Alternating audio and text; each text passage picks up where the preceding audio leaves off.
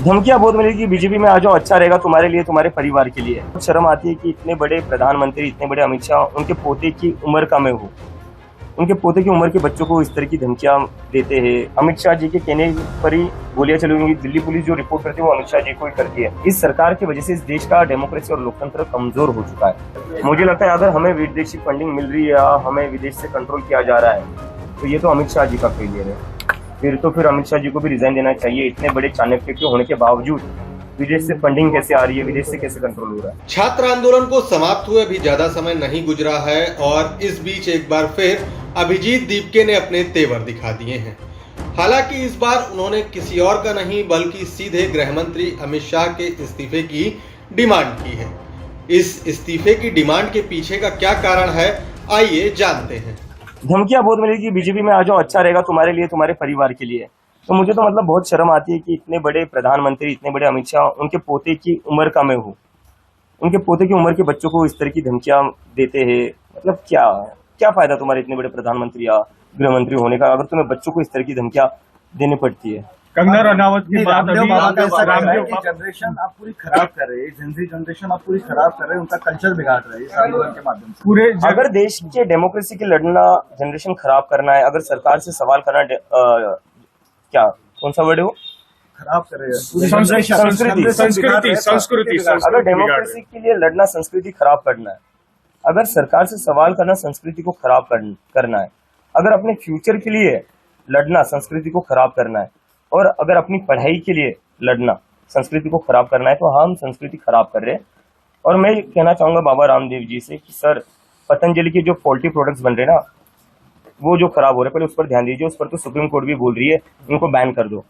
वो जो आपकी खराब प्रोडक्ट्स है पहले उस पर ध्यान दीजिए आप। संसद में कल जो है राहुल गांधी ने डिमांड की अमित शाह जी का इस्तीफा, किसके कहने पे गोलियां चलाई गई उसका जवाब मांग रहे थे, आप क्या कहें? मुझे लगता है इसका आंसर तो बहुत ही क्लियर है। अमित शाह जी के कहने पर ही गोलियां चली हुई। दिल्ली पुलिस जो रिपोर्ट करती है वो अमित शाह जी को ही करती है। और अगर अमित शाह जी को इसका पता नहीं होगा तो फिर तो होम मिनिस्टर का फेलियर है। लेकिन वही बीजेपी की ओर से बयान आ रहा है कि किसी भी तरीके की गोलियां चलाई नहीं गई, प्रोटेस्ट पैलेट गन्स चलाई गई है, लोग अंधे हुए हैं।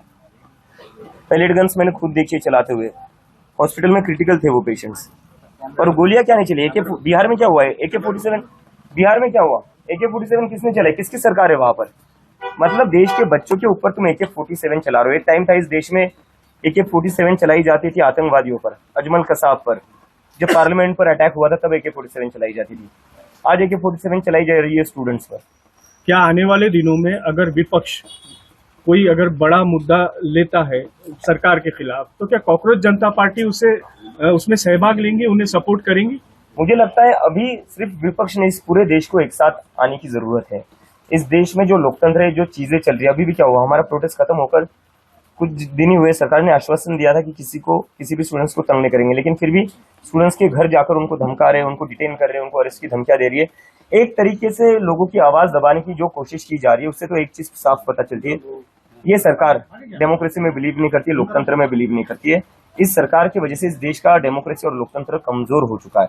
लोकतंत्र को बचाने के लिए, संविधान को बचाने के लिए सिर्फ विपक्ष नहीं, सभी लोगों को एक साथ आना पड़ेगा और हम सब एक साथ आएंगे। विदेशी फंडिंग आपको हो रहा है, किया जा रहा है फंडिंग। मुझे लगता है अगर हमें विदेशी फंडिंग मिल रही है या हमें विदेश से कंट्रोल किया जा रहा है तो ये तो अमित शाह जी का फेलियर है। फिर अमित शाह जी को भी रिजाइन देना चाहिए। इतने बड़े चाणक्य के होने के बावजूद विदेश से फंडिंग कैसे आ रही है, विदेश से कैसे कंट्रोल हो रहा है। सर, शिक्षा मंत्री पर प्रियंका गांधी ने जो बयान दिया उसके ऊपर आप क्या कहेंगे? बयान क्या था, मैंने सुना नहीं। उन्होंने कहा था कि प्रियंका गांधी ने कहा कि ये भी वैसे जिसको हटाया गया बस उनकी रिप्लिका है। हाँ, मतलब अब देखो बीजेपी में क्या है, उनके पास लोग भी तो नहीं है।